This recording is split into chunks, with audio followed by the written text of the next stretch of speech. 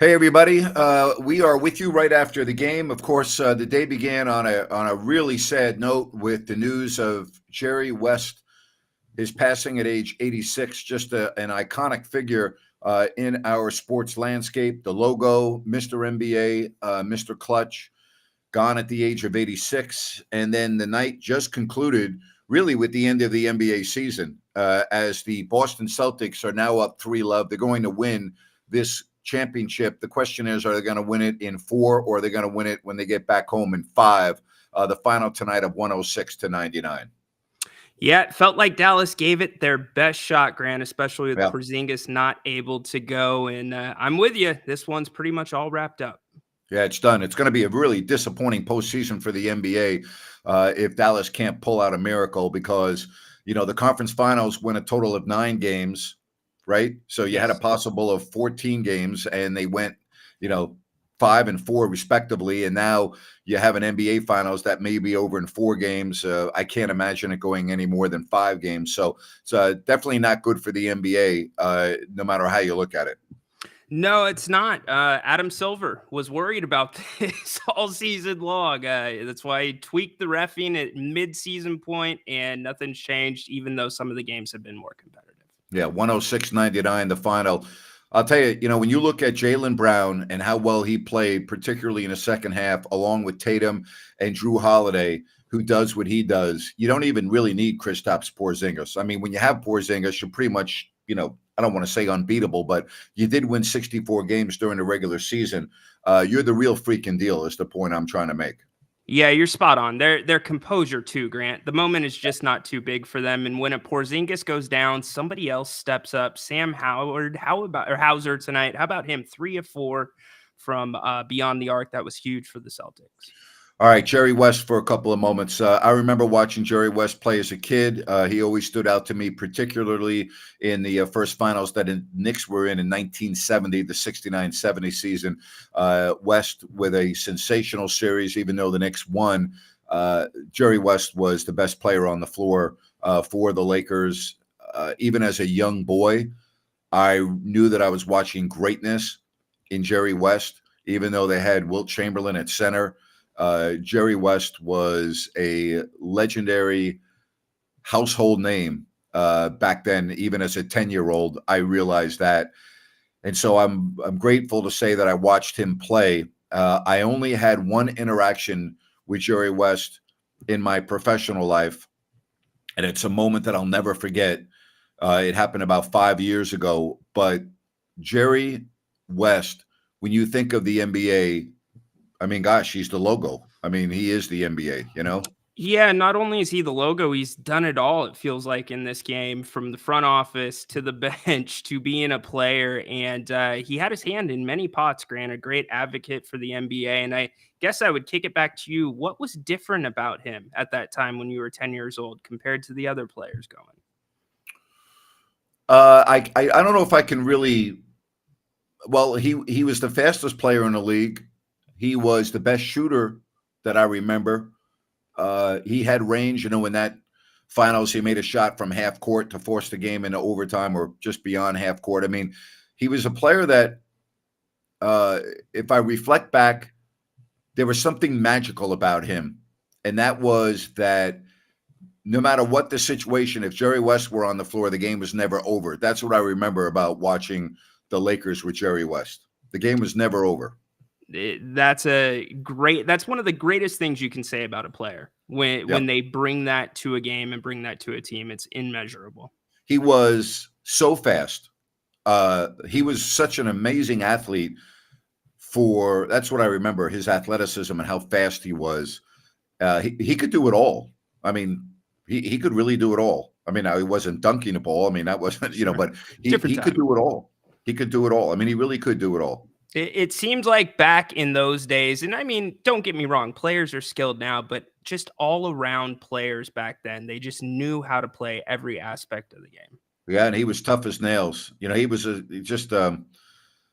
he was such a great figure in the NBA, not only as a player, but as an executive. And you could make an argument that as great as he was as a player, and he was great with a capital G, he may have even been a better executive. I mean, Certainly. he was an incredible mind when it comes to evaluating NBA talent or basketball players in general. Certainly. Signed Shaquille O'Neal in 1996 as a free agent to the Lakers, had some influence with the Warriors, jumped over Yeah. to the Clippers, did a little bit of everything. All right. Game tonight. Boston is up 3-0. He said, watching the Celtics makes you realize how far the Kings really are from being a legitimate contender. I would concur with that. I think Yeah. you're spot on. It's very true. They can beat you so many different ways, whether it's offensively, whether it's defensively, different styles. They don't go into the prevent, Grant, but they play the game a smart way when they have a lead. Yeah. All right. If you want to call the show, you got the QR code that we will put up for you. You also can follow the link that we will put up on the screen for you. Click the link, and there it is. And you will be able to get right on, no problem. Definitely. We'd love to have you on. Give us your thoughts. What did you think? Luca fouling out, Grant. Did you have any issues with that call? Number 6. No, it was the correct call. It was clearly a block. He was not stable. The right leg was out. No, it was clearly the right call. Did you disagree with it? No, it was the right call. He slid over at the last second. The only thing that I would disagree with was the refs ref the game a certain way up until the third quarter. And as a player, you get used to that, but then the whistle changed as you came down the clutch, and it affected both teams, but something notable to talk about. Yeah, you want consistency, that is for sure. Back to that call for a moment, I think the reason why a lot of the fans were hoping is it took an inordinate amount of time. They were really making sure that they were being very thorough to make sure they got the call correct, because it was, as Mike Breen was saying, it was the biggest call of the year for Dallas. Spot on. I mean, for all intents and purposes, it is the game. Yes. It was the game. I think it was very evident that when Luka was not on the floor, the Mavericks weren't able to stay equal with the Boston Celtics. So, again, you had Kyrie Irving, who had an opportunity without Luka to make some big shots, and he wasn't able to do it. Yeah, and he played a darn good game. It's just the isolation game, Grant, has been a problem. Those guys are isolation players. What they've done, only 15 assists again tonight, 6 below their playoff average. They've choked off the looks for the role players. And when the role players get looks, they're not great ones. Well, think about it. Dallas still has not scored 100 points in this series. It's incredible. Incredible. And I would say, do you think that's more Boston or more Dallas? I think it's more Boston, to be honest with too. you. I think their defense is just incredible, and they do not give up uncontested layups. They don't give up dunks. When you attack the basket, they've got players that are waiting for you. Even their guards, like Jaylen Brown, block shot. You know what I mean? It's pretty special. And I got to tell you, Joe Mazzulla is a hell of a coach, and I did a rant on this today. It's hard for me as a New Yorker to root for any team from Boston, but I'm rooting for him. I like everything about him. I like his unorthodox style. I like his direct, no-nonsense nature in the post-game press conferences, not being baited, not being lured into stupidity, such as, 2 black head coaches going head-to-head. And, I can go on and on. He was asked about the royal family, and he went right back to his religion. He's a man of faith, and I don't have any problem with that. But he doesn't jam it down our throats. That's why I don't have a problem with it. He believes what he believes. I respect somebody that believes in their faith and follows their faith. I respect that he doesn't deviate from that, and that he lives his life a certain way. And he's not going to be lured into the wokeness that is America in 2024. And I'm a big fan of that. Refreshing in this league, so we know which way it seems to roll usually. Yep. So, again, I have a lot of respect for him. I've never met Joe Mazzulla, never talked to him, but have a lot of respect for him. Yeah, and you know who else deserves some credit? Brad Stevens. Think about the impact this guy's had on the Celtics, both on the court coaching and now working in the front office. They have been stable as ever since he has been a part of that ship. And go back 1 year ago, plus 2 years now, I'm sorry, when Ime Udoka was the head coach of the Celtics, and he got into his situation, whatever the hell it was. I still don't know what it was. And he lost his job there, right? Yep. And people thought, oh, boy, gee, the Celtics are in trouble. No, not really. You know, it just goes to show you, and I keep saying this, no disrespect to Ime Udoka, who, by the way, did a really nice job with Houston this year. No Very good. disrespect to Joe Mazzulla, but, you know, it really doesn't matter who I keep saying this over and over again about Mike Brown. People go, Drew, you know, it's good they had Mike Brown as a coach. You don't want to lose him. It's a players' league. It's not a coaches' league. I'm not saying coaching isn't important, but it's a players' league. And that's a great example that I just used with Ime Udoka and Joe Mazzulla. Nobody had ever heard of Joe Mazzulla, and I'm speaking in general terms. No one knew who Joe Mazzulla was. I would make an argument that before the NBA Finals began, you know, if you ask casual basketball fans to list off NBA coaches that they were aware of, Joe Mazzulla might get the least amount of Great point. correct answers. Yeah, and the least correct answers on how to spell it too, Napes. Yes, I know. Yes. Matter of fact, when I had to write his name out for my little excerpt under my, my rant, I had to Google it because I wasn't sure how to spell it. Yeah, it's a double checker. Even when you look at it, it's like, let me make sure I got everything right there. So good stuff. You ready to take a phone call? Yeah, if we can stop with the idiotic, stupid text like Zach. But yeah, let's go to Condog. Yes. Let's do it. Condog, welcome back in. Hope you're feeling better. Yeah. I still got to clear my throat a bit, but yeah, still feeling better. Been a while, Grant. Yeah, it's good to have you on. How are you? Yeah.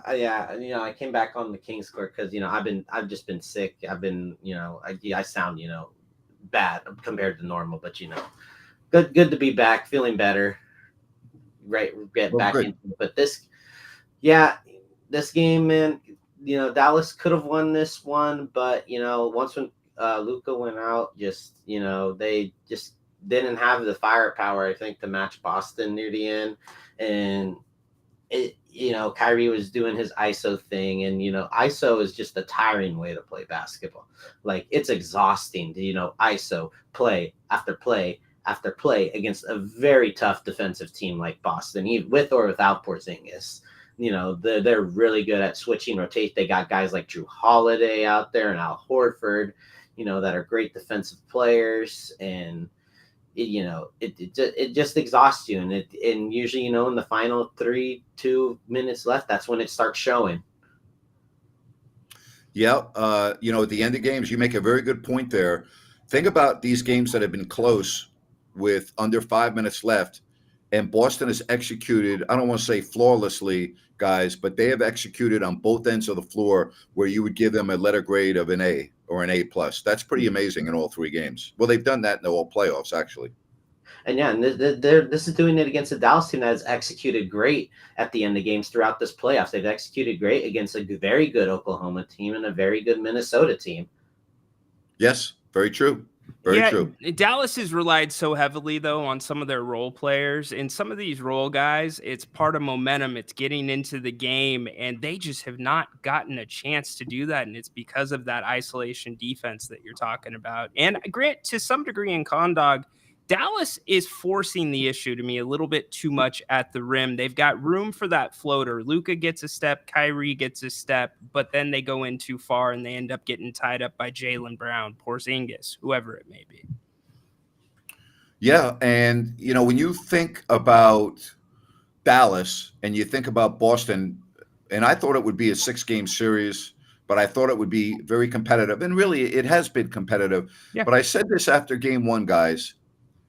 If you talk about, and I'm not even going to mention Porzingis, but if you talk about Tatum, Brown, and Holiday, those 3 players are better than Dallas's best 3 players as a whole. And then when you add Porzingis, it's not even close.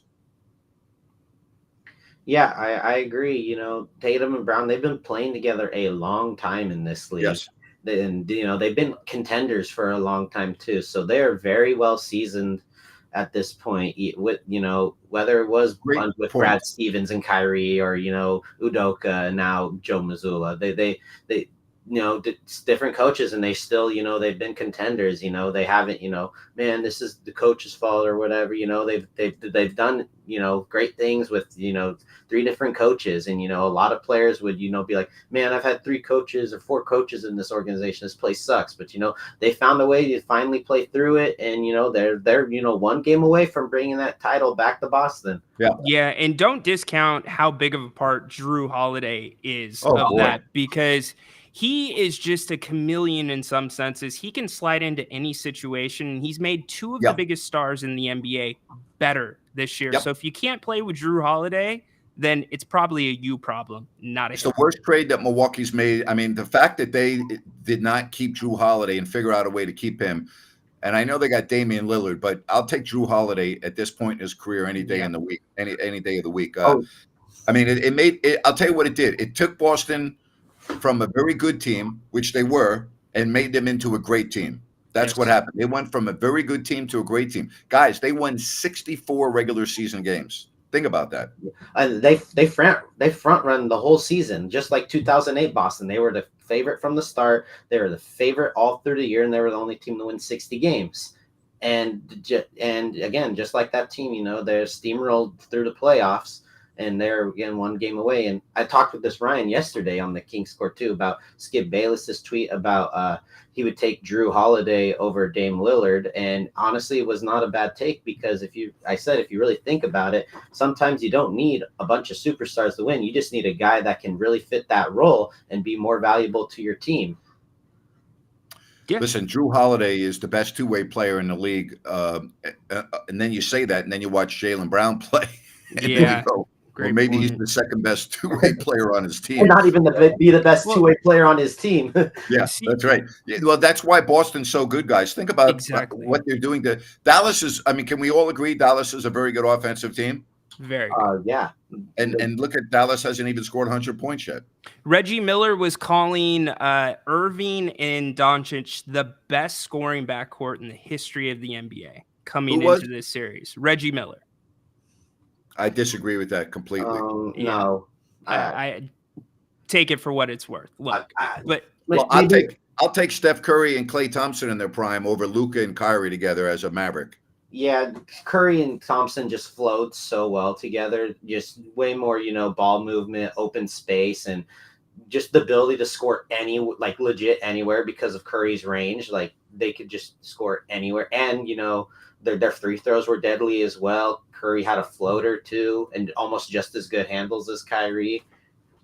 But in some ways, they were interchangeable, and they were both unselfish. And I think that's another big trademark of this Boston team that we undersell. The reason you hear, who's the star? Tatum, Brown. It's because they play like a team, and it shows.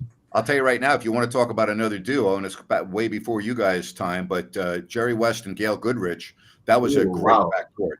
That was a phenomenal backcourt. That's one of the best of all time that people don't talk about because it's such a long time ago. But that was a great backcourt. Isaiah Thomas and Joe Dumars was a great backcourt. Okay. Honestly, Gail Goodrich gets lost in Lakers history. When people talk about great Lakers, he gets lost. Well, there's a lot of great Lakers, but yeah, he does get lost in those conversations. Great point that you just made. I'm very I don't want to say surprised, but your basketball knowledge is very good. He got lost because he played on a team of Jerry West and Wilt Chamberlain. Think about that. Yeah. I mean, Wilt Chamberlain was legit maybe the biggest star in the world, like not even just basketball, but like biggest star in the world at it, during his time, making, movies and he was on Muscle Beach and stuff. Like he was everywhere. Yes. Yep. I'll never forget those games. I mean, I was so blessed as a kid, in those NBA finals, which weren't shown live, by the way. The games weren't on live. Yep. Tape delayed. And, you had Happy Hairston and Wilt Chamberlain and Gail Goodrich and Jerry West. And, the Knicks had, Walt Frazier, Dave DeBusschere, Bill Bradley, Willis Reed, Mike Reardon, Phil Jackson. I mean, Cazzie Russell. I mean, those were great teams, man. Another great backcourt all time is Parker and Ginobili. Yeah, but okay, you're right. But Ginobili came off the bench for a good part of his career when Parker was there. And that's why you have to put an asterisk next to them that Ginobili really didn't start a lot with Parker. But you're right. When they were together, they were phenomenal. Oh yeah, again, Euro step, again, Spurs, the fundamentals, just finding a way to grind you with defense. They could, score when they needed to, always a contender. Like there was never a year where you'd say, yeah, no, the Spurs are out of it. Like no, they were always in it. You always knew you were playing the Spurs. They would make sure that you felt them.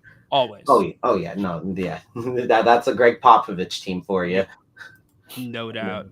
Good call, man. Good call. I appreciate your knowledge, and thank you very much. Good to have you back on. Hope you're feeling better. Yep, we'll be back on the King's Court tomorrow. Looking forward to it. Thanks, Corn Dog. Good stuff right there. Good knowledge, too, talking about Dale Goodrich and how good he was. He was really, really good. I'll tell you what else is good, and that is Bennett's. Whether you're at the Sacramento, Roseville, or the Rockland location at the West Side Grill, don't forget about their Sips and Taste happy hour every day from 2 to 6. You will love it. They have prime seafood and steak. Go to Bennett'sRestaurants.com. Bennett'sRestaurants.com. You will be able to make a reservation and more. Prime seafood and steak at Bennett'sRestaurants.com. What are you waiting for? Don't look at us. Get to Bennett'sRestaurants.com right now. Come on. Do it. Get a reservation. Go. Do it. Do it. Michael, welcome into the show tonight. Hi. How are you guys doing? How are you, Michael? Doing great. Yeah, I thought Boston is, shown why are they, up 3-0. And I could see, that Jaylen Brown and Tatum, they are unstoppable. Even without Porzingis, I mean, I think that's probably their best Boston Celtics team I think I've seen since 2008, personally. There's no other way to describe it. Yeah, I don't disagree with that. I mean, having Drew Holiday on that team has put them changed as everything. A great team. And again, assuming that they win one more game, and they will, barring injuries, they're going to be the favorite to win it again next year. I think so. Possible repeat. I think they could even repeat, with that core, because I remember in 2008, they had, I think, Rondo, Garnett, Pierce, Ray Allen. Those are the combo that's an ingredient that Celtics needed, and it's right there. Yep. I mean, I think Dallas put up a great fight in Game 3, but I think Celtics are just simply too much. It's too much I don't know how Dallas rebounds from this. I don't. They had their hearts ripped out tonight. Yeah, I mean, maybe. I think Boston will definitely win, possibly a sweep, if not game in 5 games. If I were to going past 5, I don't see it going past 5. There's no other way to. There's nothing you can stop the Celtics. I mean, I think what played a role was they went to the finals, I think, in 2022. Celtics were more hungry. They're hungrier this year. Experience plays the role, because I looked at the 2008 and 2009 Lakers. They lost to the finals in 2007, 2008. And then I think it builds their mental toughness, from next year on out, right? I mean, if you look at that as an example. Well, there's part of that too, but you also have to look at management as well. You're not resting on your laurels and saying, "Hey, we're close." It's like, what do we do to get over the top? You bring in Porzingis, you bring in Drew Holiday, and this is the result. Recipe played out right, and I think that's all I can say. But I think Celtics are probably champion. There's no way that Mavs will come back. I think they will give a valiant effort in Game 4, but I think it's just too much. Celtics. Yeah. It's a problem for all year. They deserve to win a title. I mean, I have to give them. Yeah, they do. Best team in the regular season by far. I mean, that's not even debatable. They were by far the best team in the regular season this year. Yeah, that's why there's 64 wins, and I can see why. Right.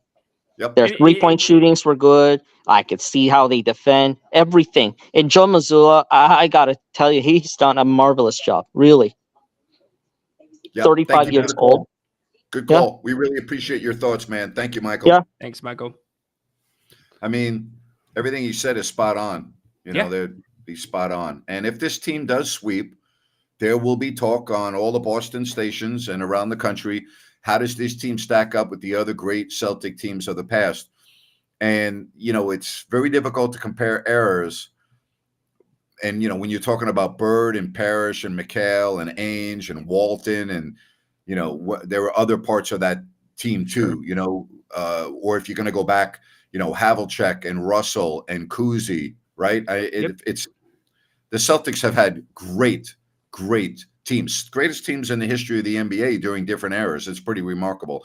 It's in order for this team to be put in the same breath as those teams, particularly in the 80s and in the 50s and the 60s, they got to win multiple championships. I was going to say, isn't it a little soon, even if they sweep this year? Yes. You got to win multiple championships to be put in the same breath as McHale, Parrish, Bird, and that whole crew, right? And I can go on with the other players, JoJo White, and the names of Havlicek, Kuzi, Russell. I mean, come on now. Big time names. Big time names. Yeah. Parrish. I mean, come on. Yeah, come on. Before we get to some other phone calls, I want to tell you about New Works Plumbing. They've got a fix for you. They're available around the clock 24/7 for your plumbing needs and repairs. Just go to sackserviceplumbing.com or call the number on your screen. New Works Plumbing. They've got a fix for you. Literally around the clock. We've had to call them, and they are there on the drop of a dime. They're awesome. Make sure you give them a call. They are absolutely the best. We bring in our guy from Serbia, Baki. Good evening, sir.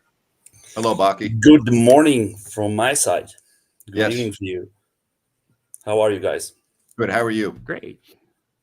Oh, I'm fine. Thank you. My question, I'm not going to take you a lot of time tonight because we don't have anything extra to say about the game, about the series. I mean, you said it all and you knew it all. We all knew it. So I would like, if it's possible, to ask you something which happened last year. Since we started our conversation before the beginning of this season, we didn't have the consecutive talks from the last season. So if I can ask you something to see, I'm curious, what do you think? Because it's about Dallas.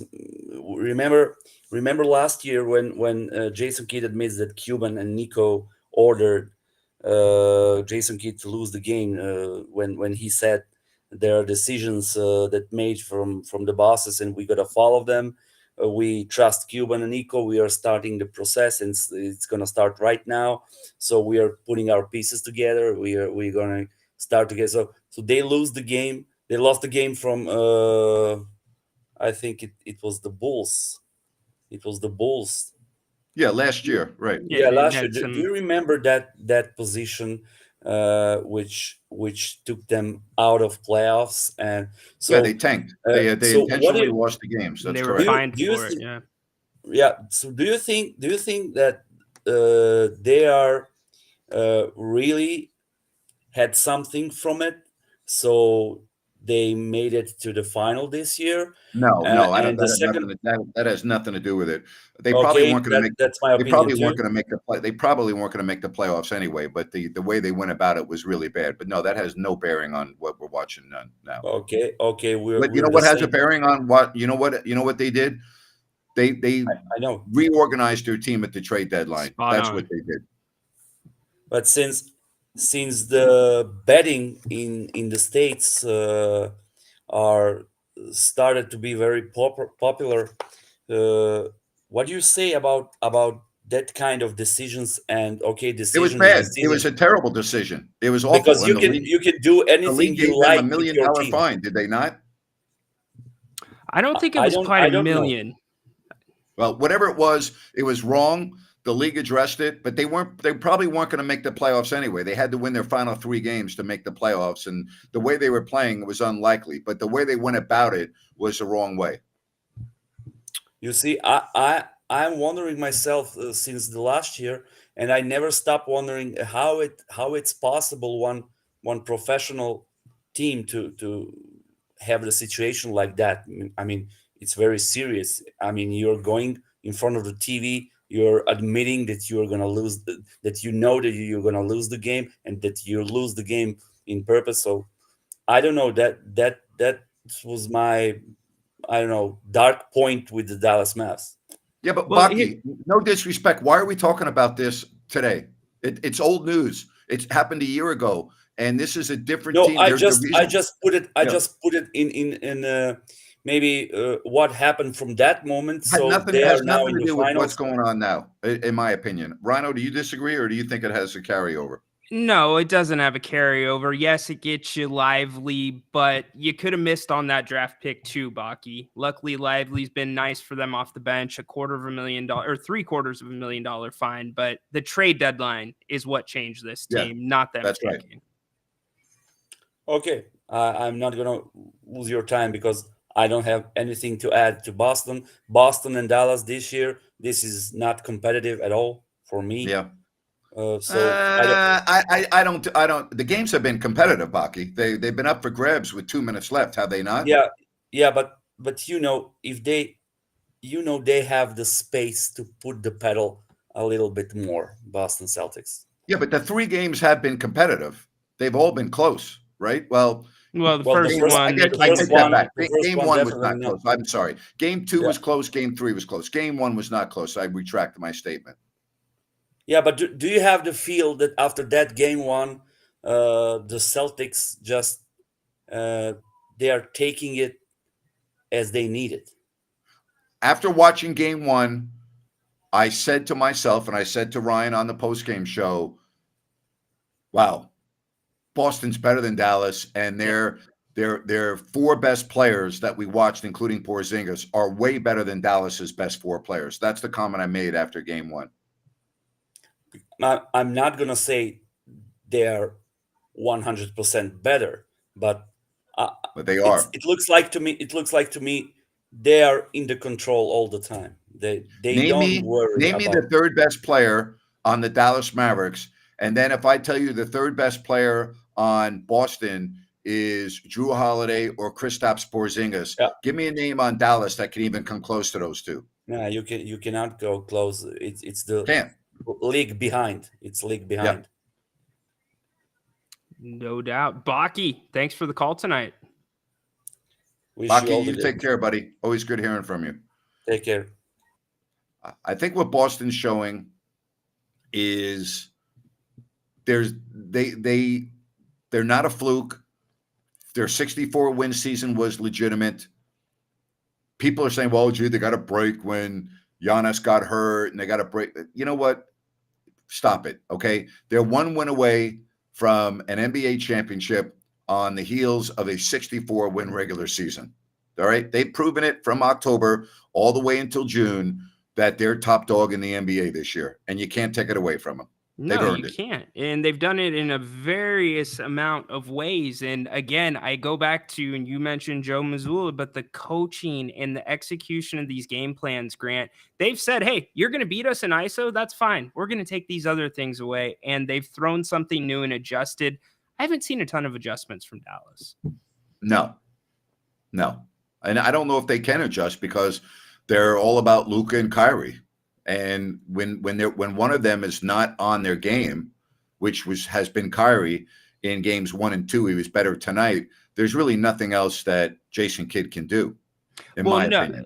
No, you're absolutely right. And the thing that was working too about Kyrie and Luka was it was giving you 2 different speeds in that backcourt. You'd have Luka that could slow it down, but then Kyrie would burst at times. Now they slow down Kyrie and everything is just stagnant.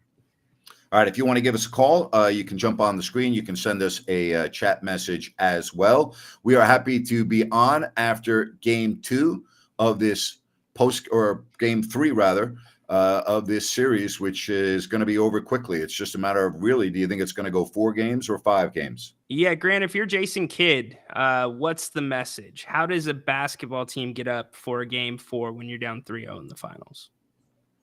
Jason Kidd would know. He's been on the other end of that a couple of times. So New Jersey, yeah. I think every person in that locker room knows that the team they're playing is better. Flat out. And Dallas again hot coming into this, and Boston, the inconsistency. It may be just a byproduct of a long season. We said maybe they have a little Kings, maybe they don't. There's no Kings in them. They are going. Dennis said, "Get ready to make history." You're right. That's what Jason Kidd can tell them. That's exactly right. Never been done. Well, he's right. Dennis is correct. It is That's true. the only thing you can really tell your team. All right, hey, now you're in a position to do something that's never been done in the league, and if you're able to do it, people will be talking about you for the rest of not only your basketball lives, but for the rest of your life. You'll be immortal. You'll be always part of the team that did something that had never been done before. He's right. Dennis is right. Yep. Good job by you, Dennis. That's about the only angle you could take. Again, they're facing a team that is clearly better, and at the end of games, they're making all of the right plays, both offensively and defensively. Yep, and it's a clear case. Jerry always talks about teams that are good, but they're overachieving, and that's what Dallas was coming into this series. Boston just is that good with those top three. Well, I mean, here's this, okay? Mason says the fact that Boston's only lost 2 games this entire postseason says a lot. Does. Yep. And you know what else it says? They're better rested than Dallas, who I think's had a little bit of a more difficult road to get to this point. And at the end of games, I don't know if they're fresher or they're just better. I think it's a combination of everything. They're better, they're fresher, they're just it's their, you know what it is, Ryan? It's their time. It's their turn. Great point. They've been to the Eastern Conference Finals 6 of the last 8 years. They added to their team with Holiday. They made a bold trade with Marcus Smart to Memphis to acquire Kristaps Porzingis. So here's an example of a team that was already very good, but they rolled the dice. They said, we are going to take a big piece of what has made us successful, Marcus Smart, and we're going to move him, and we're going to go in a different direction. And look what's happened. That's why I keep talking about the Kings. You can be stagnant and good. You can be stagnant and good. That's very possible. Yeah. Okay. The Kings are good, but if they stay pat, then they become a stagnant team, and they are who they are. And why should you expect different results? Boston already had a championship caliber team. Yep. And they said, now it's not going to work. We're a championship caliber team, but we're going to make a bold move. And look where they're at. Spot on. And it wasn't about a window. It was about this next year, like you're saying. And Marcus Smart, he brought an identity to that team, that toughness, that dog. But Drew Holiday, perfect guy to step into that. Pretty amazing what Boston has done. Indeed. And the question now is, will Sacramento be able to do something bold to put them in the upper echelon of the Western Conference, which, as we sit here today on June, 12th or whatever it is, they're not. No, I think as we sit here today, they are in the bottom third of the Western Conference. I would say they're in the bottom third. Yes. So it can change quickly. We see teams change year to year, but this is the year, Grant, with the big decisions coming up after this. I want to tell you about Sunrise Landing, and they are the newest residential community in Colusa from Blazona Development. And all you need to do is go to ColusaSunrise.com. You can look at these beautiful models, 6 in all to choose from, variety of custom lot sizes adjacent to the Colusa Golf and Country Club, access to I-5, Highway 45, Highway 20. It is Sunrise Landing in Colusa. Check it out by going to ColusaSunrise.com. That is ColusaSunrise.com, and you'll get all the information you need on Sunrise Landing. Great job on that, Reed, as always. One thing that we also see from Boston that I want to bounce off of you is balance. You've got some of the sharpest knives, right, in the drawer. You've got great players that are all-stars in the top of this league, but they don't rely too heavily on one of them or two of them. It's a balanced approach. Very, very true. And you mentioned Brad Stevens a moment ago. You also have to mention Danny Ainge. Yes. Who went out and got Brad Stevens and also put part of this team together. Danny's now in Utah, and he's going to try to do the same thing with the Jazz. And I would never bet against Danny Ainge, so I would say that there's a good chance that he'll do that in Utah. But, think about what Danny Ainge did in Boston and bringing in Brad Stevens and giving him the opportunity that he gave him, plus putting some of these pieces together. Think about the trade that Boston made with Philadelphia to get Jason Tatum and a first-round pick. And Philadelphia fell in love with Markelle Fultz, who ended up being a bust. And Boston ended up taking Tatum third in that draft, okay, and got a first-round pick. Yeah, Feels like they robbed a bank. Yeah. Like right in They front of did. a cop too. Because they got the play. They were going to take Jason Tatum anyway, Yes. and they got an extra first-round pick. That was a very good pick. So, yeah, think about that.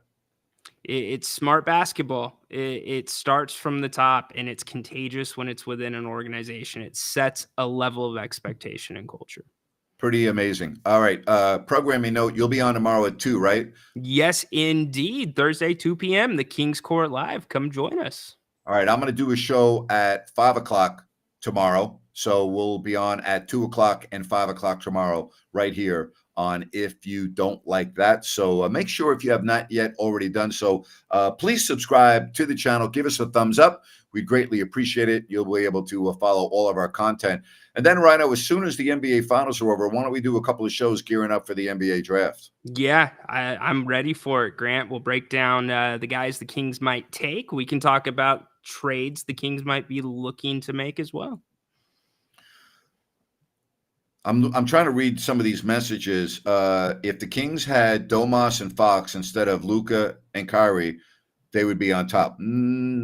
But what are you basing that on? Yeah. What are you basing that on? I mean, no, they would probably not be on top. I don't know why you would say that. Yeah. I don't know. I think people I think people get bored and they just make up stuff. That's what I think. Hey, it's the off season. It's the time It to is- do it. you know what? You've It is. You're right. got these rules. You get a question about trades. Hey, I'm not ready to talk about that. It's February. We need to wait till the off season. So this is when they Unbelievable. get to shoot their shot. All right. Well, you have a really good 2 o'clock show tomorrow. Thank you, sir. I'm looking forward to doing my show at 5 o'clock. I'm going to reflect more on Jerry West. I only had one interaction. I've been debating whether I should even tell the story or not. I would have never told the story when Jerry West was alive, and I'm not. I want to make sure this comes out right. Now that he's passed, I don't know if it's right for me to tell the story. I'll just tell you this. I was standing on the court. First of all, I've never talked to Jerry West in my life, not one time. And I'm standing on the court at the Staples Center next to Doug, and we're about 20 minutes before going on live and 5 minutes from going over our open. And Jerry West walks up to us, okay? Yeah. And looks at me. I've never talked to Jerry in my life. Right. And Jerry goes, you know that former player you guys used to have? Guys on TV now? And he started ripping to shreds Webb. Wow. Cursing. And I was just like, and it went on for like 20 seconds. And I agreed with everything Jerry said. So I was laughing at him. Yeah. I was looking at Jerry and laughing. And then he turned and I go, spot on. And that's my only interaction that I have ever had with Jerry West. And wow. After it was over, I'm like, wow. I never thought that my first interaction with Jerry West would go quite like that. Now, listen, I had many opportunities to go up and talk to Jerry during my career, but it would have taken me walking over and talking to him, which he probably would have been fine, but I never did that. You know what I mean? Like I never did that. I was in the presence of Vlade Divac many times when he would be talking with Jerry West, and I could have gone over and talked, but I never did. I never did. But the reason, do I regret it? I don't want this to sound self-serving. I'm not someone that goes up and talks to someone just because they're famous. Right. Like that doesn't do anything for me. If I meet someone along the way that's famous and I get to know them, like I did with Bill Walton, that's a genuine, organic friendship because it began and it had layers to it. You know what I mean? Sure. And so, yeah, I could have gone up and talked to Jerry, but like, why would I go up and talk to Jerry West other than it's Jerry West? Does that make sense? It does to a degree, but I mean, you guys are both professionals in the basketball field. Why would Jerry West come up to you and tell you for 20 seconds everything about Chris Webber? You know what? I'll never forget it when Jerry turned around and I was like, Wow, I just can't believe what I just was part of with the logo. The logo, you know, and Jerry, listen, Jerry didn't know that our mics weren't on. He knew we weren't on TV, but he didn't know if we, you know what I mean? Like, I was just like, wow. I mean, it's a pretty cool interaction. I mean, it seems like that's the type that Jerry was, very straight up. If he felt a way, he would let you know about it, or if he felt a way about a player. And the fact that he didn't follow the Kings like you follow the Kings, and he was able to profile somebody like that, tells you how special. Believable. I'll never forget that it. basketball I'll never forget mind it. is. What a rough postseason, by the way. What a rough postseason for losing legends of this game between Walton and Jerry West. Man. Yeah. Yeah. You know, I would say this and understand where I'm coming from. Bill Walton died from cancer at age 71. And Bill was, I always remember Bill as a vibrant, healthy person who would ride his bike every day, literally hundreds of miles. Yes. And 71 is, in my eyes, young. Jerry West lived a full life to 86. And to the best of my knowledge, lived pretty well for most of his 86 years from a health perspective, unless there's something that I'm not aware of.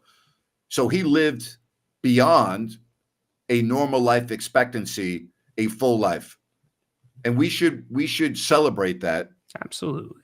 Yes, it's sad that he's gone, but we need to reflect and keep in mind that we're all going to die. No one's going to live forever. And I hope that I can be 84, 85 and live the quality of life that Jerry West was living. And now he's gone at 86. I say the same thing about my dad. My dad passed at 82, but he was a vibrant, healthy, doing everything, still driving, still, being able, very coherent, no dementia at age 82. I'll sign up for that right now. Absolutely. Yeah, absolutely. Not a burden, because many times people feel like a burden, even if they are not. And listen, I keep on saying, hey, listen, it's a bad habit of mine. 86, 71 is a big difference, and Bill left us too soon. And Jerry lived a beyond full life, and he will never be forgotten in the lores of the NBA history, no matter how long the league is talked about. No, it doesn't matter if it's 500 years from now, Jerry West will always be part of the league, and his logo should always remain the logo of the NBA. That should never, ever change. 100% in that camp with you. He's on every piece of clothing those players wear on the court. Pretty damn cool. Thanks, everyone, for joining us. We'll be back tomorrow, 2 o'clock, Ryno, 5 o'clock here. Have a good rest of your evening. Really appreciate you joining us for all of our shows.